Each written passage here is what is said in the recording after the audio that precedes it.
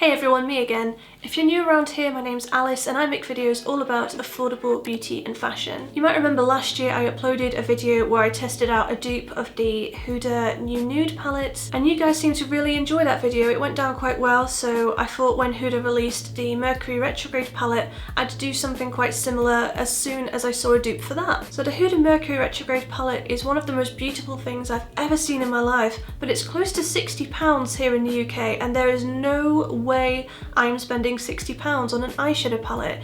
If you're happy to spend £60 on an eyeshadow palette, good for you. I'm definitely not going to judge anyone for how much they spend on makeup, but it's just something that I personally couldn't bring myself to do. But of course, it was only a matter of time before a dupe popped up on Aliexpress, and this is the first one I saw. It's from a brand called Glazed, and this is their Mysterious palette. And you can see when you open it, the shades are pretty much spot on what the Huda Mercury Retrograde palette looks like. This was maybe $5 or $6, and including shipping, it came to less than $7. So obviously this palette is very, very beautiful. I love the packaging. I love the colour selection inside. I know that that's more credit to Huda than it is to Beauty Glazed, but I still think it's worth mentioning that I really love this colour story. It's very, very inspiring to me. And when I swatched the shades as well, most of them looked quite good. Some of them were a little bit dodgy, not gonna lie, but most of them looked like they were going to perform quite well, especially the shimmer shades. The shimmer shades felt really wet to the touch. They felt really creamy,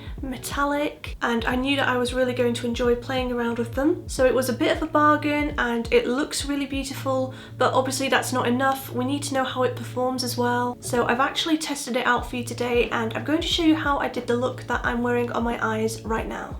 Right then, so I haven't got any other makeup on. I thought I'd start with the eyeshadow palette because I don't know if there's going to be any fallout or if I'm going to make any mistakes or anything like that. I'm going to use my Revolution Conceal and Define Concealer just to use as an eye primer, but also to give me a nice even base as well. So most of the time I really like to set my concealer or my eye primer with a really pale eyeshadow, but it doesn't look like there is a shade like that in this palette. So instead I'm just going to use this colour here in my Revolution Contour palette. I haven't really decided what kind of look I want to do with the palette just yet. I think I'm just going to make it up as I go along. I'm really interested to see how this shade right here performs. The shade here is called Amber, even though it's definitely more of a mauve colour. And I'm just going to use this in the crease. So I'm just going to build this shade up in the outer corner and on the crease as well.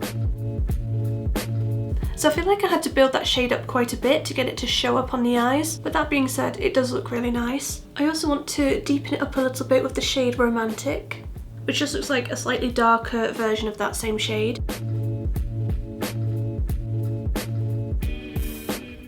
This one isn't the most pigmented shade either. You can't really tell it's there next to the other colour.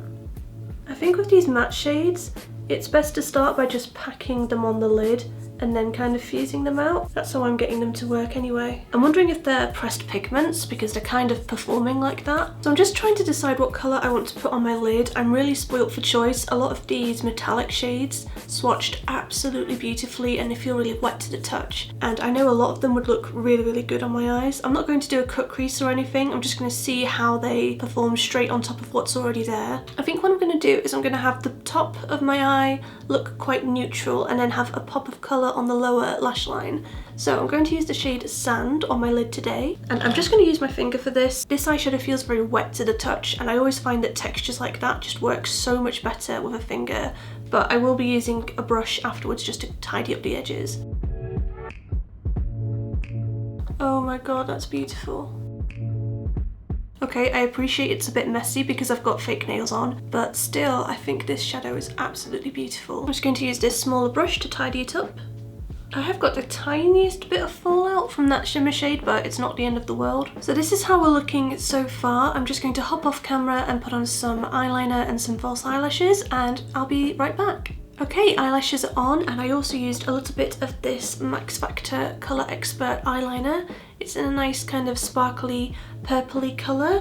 so I thought that would complement the look really well. My eyelashes did not look even, but we're just going to ignore that. I do think that the matte shades are looking a little bit patchy. They're maybe not the best matte shades that I've ever used, so I feel like when I reach for this palette in the future, I'm probably going to use matte shades from a different palette, maybe like one of my Revolution palettes, and I'm probably going to focus on just using the shimmers because the shimmers perform so beautifully. But yeah, I will finish off my look and then I'll know for sure. Before I do the lower part of my eye makeup, I obviously have to finish the rest of my face, so I'm just going to do all my face makeup and my eyebrows and I'll be right back. So as you can see, the rest of my makeup is done. It does look like the matte shades especially have just gone even more patchy while I've been doing the rest of my makeup. To be fair, I do have really hooded eyes, so I find that this can happen a lot. It just doesn't happen this quickly. Like, the colours are just really fading, so I'm going to top that up a little bit first. So I'm just going to take the shade Amber again and just try to work that in the crease again, just to smooth over any gaps. I think there should be a matte shade that's somewhere between that and that. I don't think there's any kind of like medium toned matte shades in this palette. Like, they're all either quite light or they're really deep, and there's not really anything in between, which makes it quite tricky for me to figure out how to do my looks. That might just be me. Someone who's better at makeup might not struggle so much. Because I'm so pale, I obviously really enjoy having a lot of lighter matte shades to play around with. But I do think that number one, people with deeper skin tones might struggle with this palette, and number two, because I'm so pale, I don't really reach for deeper colours like that. It's really difficult for me to kind of smoke out my looks a bit. It's not the end of the world, it's still workable, and I can easily use this with other palettes as well. It's just something to keep in mind. So I think for the lower part of my eye, I'm just going to go in with the shade Mysterious, which is this really beautiful blue shade right here. I'm just going to go all over the lower lash line with this and then see how it looks. So it's not really showing up very well. That might be because I'm using a brush, whereas shades like this normally perform better just using a finger. So what I might do is I might just start with this matte shade right here called Tahiti, and I might use that first and then build up the blue over the top of it.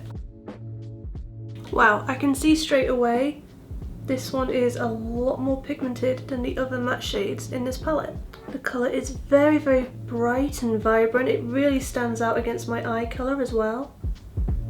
So that looks a lot better. And then I'm going to try the shade Mysterious again. And I'm mostly just using like packing motions for this, just to get it in the centre. Okay, so I've smoked it out quite a lot. I don't usually do stuff like this at all, but I just thought it would help cover up the creases under my eyes if I went really smoky today. I actually quite like it. It's definitely very different for me. So I'm just going to finish off the look by adding a little bit of lower lash mascara. This is the AOA Skinny Mascara, and I'm also going to put a little bit of the NYX Jumbo Eye Pencil in the shade Cashmere in my waterline. And then I just want to add a little bit of the shade Pearl as an inner corner highlight, and then we're done. So just like with the metallic blue shade, I'm really struggling to use this shimmery shade with a brush. They are very difficult to use unless you're using your fingers, and I think that kind of limits the sort of looks that you can do with this. I think I've just about got it to work, so it's not impossible, but it is a little bit more difficult than your average shimmer. And this is the finished look that I created using the Beauty Glazed Mysterious palette. I don't usually experiment with a lot of colour, but I really enjoyed how this look turned out. I did really enjoy using the shimmers in this palette, especially when I used the shade Sand all over my lid.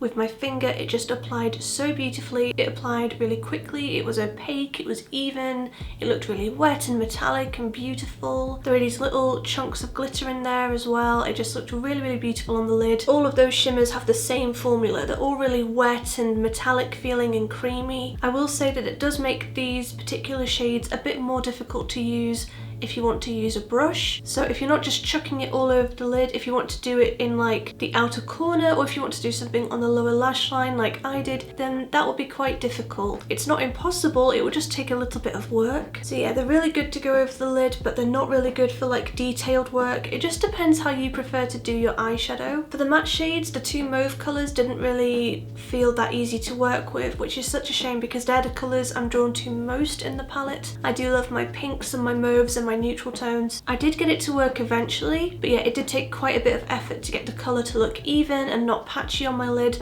And then as you saw, it did kind of fade away while I was doing the rest of my makeup. The teal colour here though was a completely different experience. It was really pigmented, really bright, really vibrant. I think a lot of the mattes in here are pressed pigments. I don't know that for sure, but that's what they feel like when I work with them. So I would definitely recommend kind of packing them on the lid and then kind of fusing them out. That seems to be the best way to get them to work. I can definitely see myself reaching for this palette again. I find the colour story very inspiring. It's not too neutral and it's not too bright. It's the perfect kind of in between for me. However, I do think in the future, I'm probably going to be mixing it with other palettes, specifically with other matte shades in my other palettes. But I can definitely see myself using a lot of the shimmers in here for other looks and just throwing them on the lid to finish things off. I think it's definitely worth the price I paid, including shipping. I paid maybe less than $7 for this. So for the price, I'm very, very pleased with it. I'd be very interested to see if Revolution do a dupe of the Mercury Retrograde at some point and how that performs. This one is a bit of a bargain and you can get it to look really good if you put that extra bit of time and effort into it. It just depends how much time you're willing to spend on your eyeshadow and what kind of eyeshadow looks you want to create. And that's everything from me, you guys. I really hope you enjoyed watching this review and you found it helpful. If you did, then please let me know by giving this video a thumbs up. If you've got any questions about the palette, let me know in the comment section below. I do read and reply to all of my comments eventually. If you're new around here, feel free to subscribe. I'm uploading twice a week over January. I'm uploading every Wednesday and Sunday at 9 AM. And I'll see you guys next time. Bye!